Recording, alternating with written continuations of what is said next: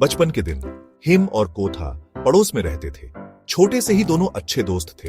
साथ खेलते, साथ पढ़ते, एक दूसरे का दुख सुख बांटते। हिम को पेंटिंग का बहुत शौक था।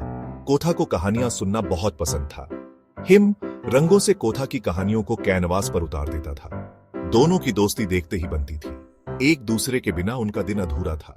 बिछोह का दर्द। एक दिन हिम के पिता का तबादला दूसरे शहर हो गया।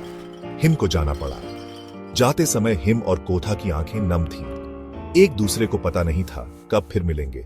साल गुजरते गए। हिम और कोथा एक दूसरे को भूले नहीं, पर जिंदगी अपनी राह चली गई। अचानक मुलाकात।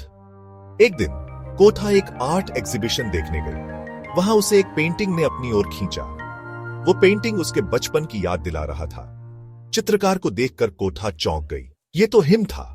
यादों का सिलसिला। हिम ने भी कोथा को पहचान लिया। दोनों खुशी से भर गए।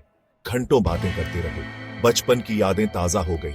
ये मुलाकात नए सिरे से दोस्ती का आगाज थी। दोस्ती का नया मोड़। हिम और कोथा अब रेगुलरली मिलने लगे। साथ चाय पीते, किताबें पढ़ते, अपनी जिंदगी के किस्से सुनाते। कोथा को पता चला हिम एक मशहूर चित्रकार बन गया है।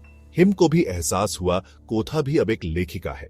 एहसास एक शाम कोथा घर लौटते हुए सोच रही थी, काश हिम और मेरा पिछला रिश्ता कभी टूटा ना होता। उसी समय हिम के मन में भी ख्याल आया, कोथा के साथ बिताए पल किसी जादू से कम नहीं है।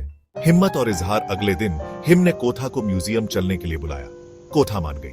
संग्रहालय में एक खूबसूरत चित्र के सामने हिम ने कोथा का हाथ थाम लिया। संग्रहालय का प्रस्ताव हिम ने कोथा की आंखों में देखते हुए कहा, कोथा, तुम्हारे बिना मेरी जिंदगी अधूरी है। क्या तुम मेरी जिंदगी में रंग भरोगी? यह सुनकर कोथा की आंखों से कहुशी के आंसू बहने लगे। उसने हां में सिर हिलाया। प्यार की जीत।